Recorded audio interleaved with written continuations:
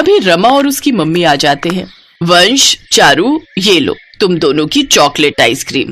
मैंने सोचा रिया और कार्तिक आइसक्रीम की जिद कर रहे हैं तो तुम दोनों की भी ले लूं। जल्दी से खा लो नहीं तो पिघल जाएगी। हाँ ताई जी, मम्मी बोली कि इन दोनों के लिए भी ले लेते हैं। अरे भाभी, इतनी दूर डॉक्टर की दुकान पर भी गए और आज डॉक्टर की दुकान ही बंद थी, तभी तो आने में देर हो गई। वैसे बिटिया, तुमने बेडशीट खरीद ली? हाँ ले ली है चाची जी। यही फर्क था उमा और रमा की मम्मी में। पर उमा ने घर जाकर अपनी मम्मी को समझाया, मम्मी मेरा और रमा का एक ही मायका है, पापा का और चाचा जी का एक ही काम है, एक ही घर है, फिर ऐसा भेदभाव क्यों मम्मी? आपको पता है आपकी इन बातों का असर बच्चों पर भी पड़ेगा। तभी बाहर से बच्चों की लड़ाई की आवाज आती है। कार्तिक, ये बॉल मेरी नानी ने दिलाई है, तुम अपनी नानी को बोलो ना कि वो तुम्हें ऐसी बड़ी बॉल दिलवाए, मेरी बॉल मत छुओ। कार्तिक, वंश को अपनी बॉल से खेलने दे। देख, हमारी नानी ने हमें कितना सुंदर गेम दिलवाया है। चल हम ये गेम खेलते हैं। अब हम इन दोनों को अपनी नानी का दिया हुआ गेम खेलने ही नहीं देंगे। हाँ चल खेलते हैं। हम भी अपनी नानी जी को बोलते हैं कि वो हमें ऐसा गेम खरीद कर दें। हाँ, अब हम अपना गेम खरीदेंगे। नानी नानी।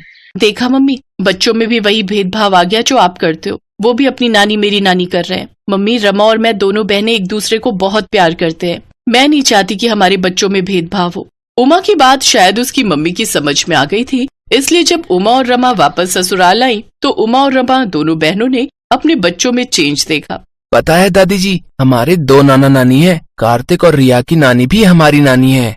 हाँ, और वंश और चारू की नानी हमारी नानी है। ये देखो दादी जी, हमारी बड़ी नानी ने हमें ये वाला गिफ्ट दिया और नानी ने ये वाला। हाँ, और छोटी नानी ने हमें गिफ्ट दिया और नानी ने भी। अरे वाह, तुम सबकी तो दोनों नानी ने बहुत अच्छे अच्छे गिफ्ट दिए हैं। अब तो तुम सबके मजे हैं। तुम्हारी 2 नानी जो है।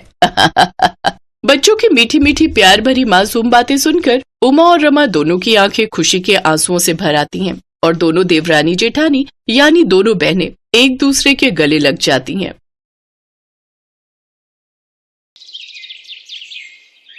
उफ, अब ये छोटे नवाब कनिष्क जी कहाँ रह गए?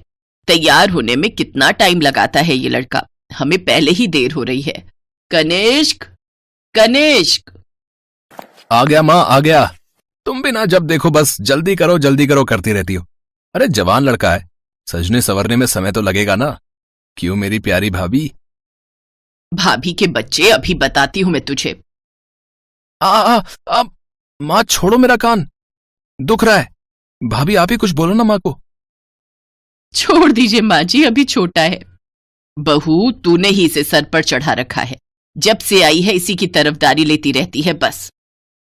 माँ, बाकी की डांट इसे गाड़ी में लगा देना, वरना पूजा का मुहूर्त भी निकल जाएगा।